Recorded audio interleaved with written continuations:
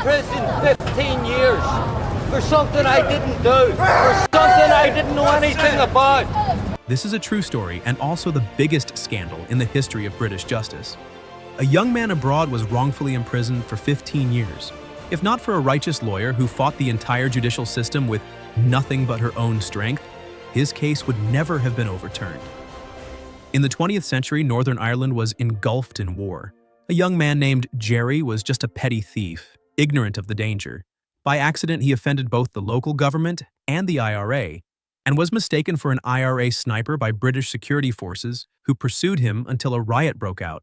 His father, Giuseppe, worried for his safety, had no choice but to send him to England to lay low.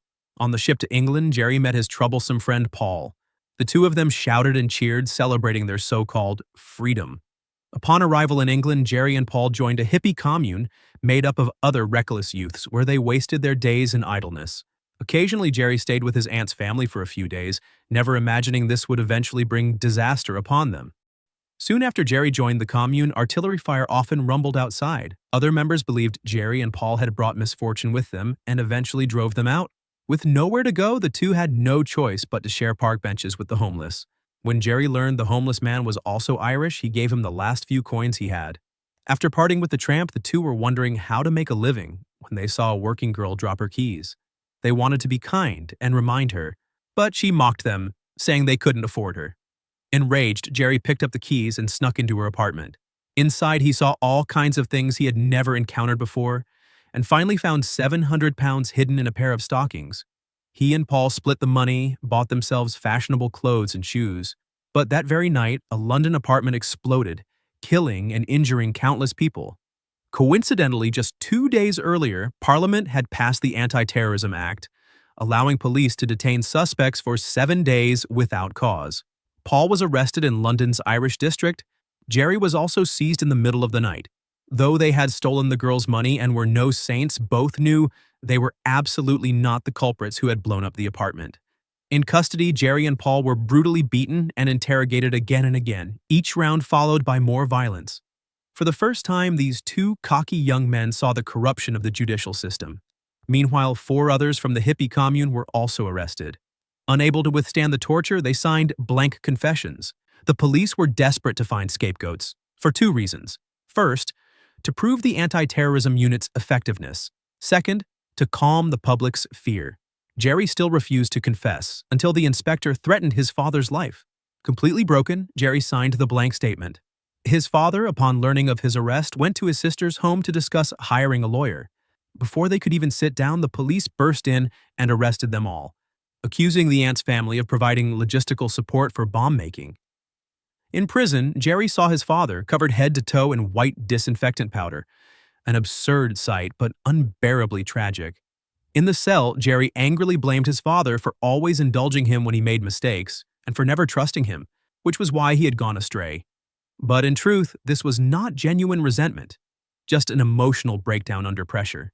His father eventually calmed him down.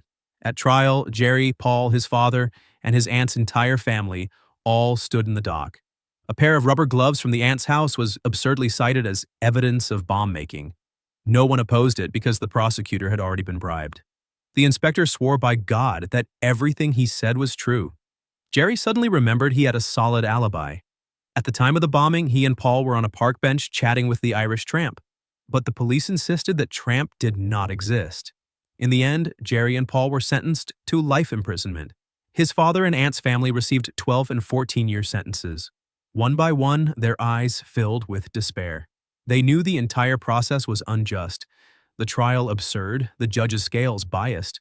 As Irishmen, they were discriminated against in prison, denied meals and exercise with English prisoners. Father and son suffered terribly. Gerry fell into despair, smoking diluted cannabis. His father, heartbroken, could only watch helplessly as his son slid deeper into ruin.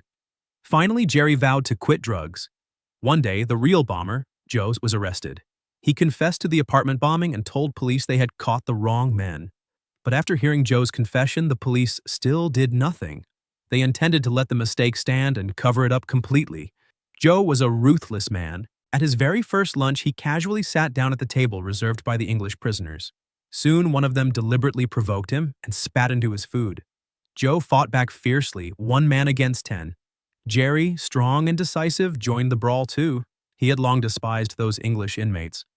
In the end, Joe, Gerry, and the English ringleader were all thrown into solitary confinement, only released 2 weeks later.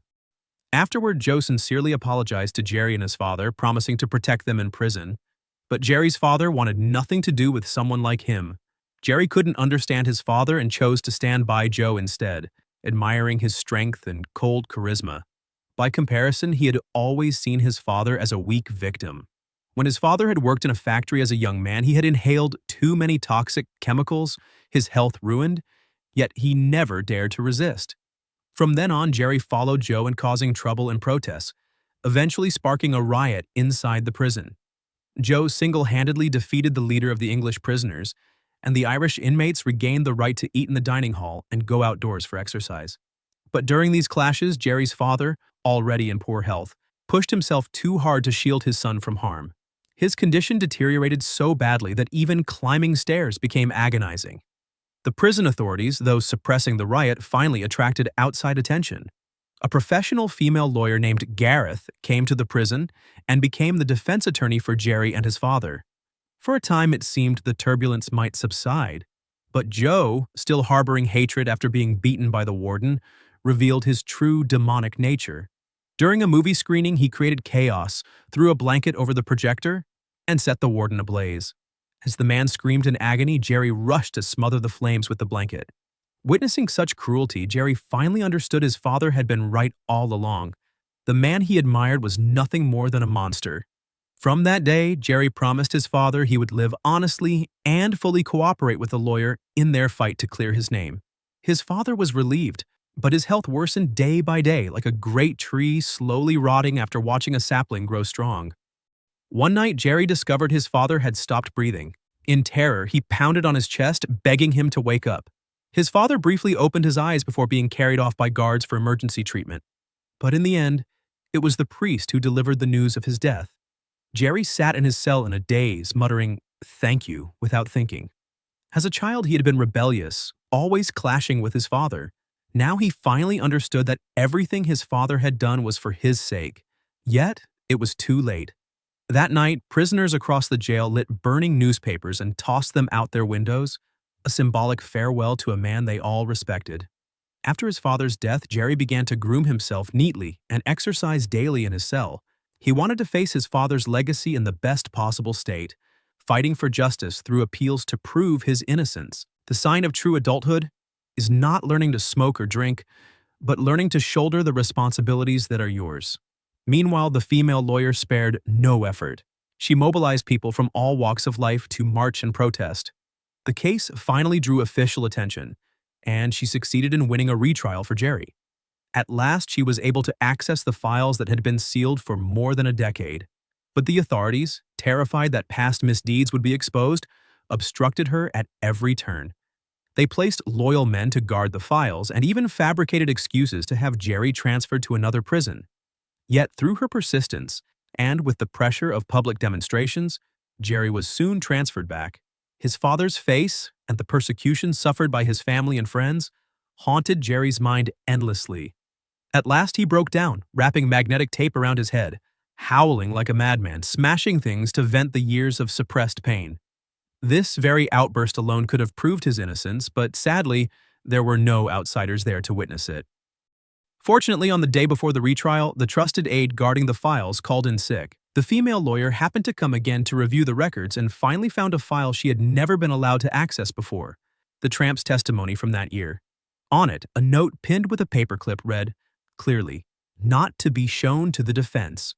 In court, the inspector once again swore every word he said was true, but the female lawyer immediately presented the tramp's photograph and testimony, slapping him in the face with irrefutable evidence. That note shocked every member of the jury. The inspector was struck dumb. Everyone present understood. This was a blatant scandal in British judicial history. Gerry finally smiled. The wrongful imprisonment that he and his family had endured for over a decade was officially ended. The judge pronounced him innocent. In front of everyone's eyes, Gerry strode out of the courtroom doors. Outside, the media swarmed. With determined eyes, he spoke firmly into the microphones, vowing to fight to clear his father's name. I will fight on in the name of thy Father and of the truth. The real-life man was sentenced to life imprisonment at age 20 as the supposed ringleader of the bombing. At 35, his case was retried, and he was acquitted in court. At 60, he died of cancer, his life cut short. This case became the greatest scandal in the history of British justice. The law, which should be an invisible weapon for ordinary people to uphold fairness, had instead become a tool for some to oppress the powerless. This is life, and this is the bloody reality. But on the other hand, bringing to light one of the most infamous real cases in modern British history tells us, ordinary people, that no matter what injustice we encounter, we must never give up the fight.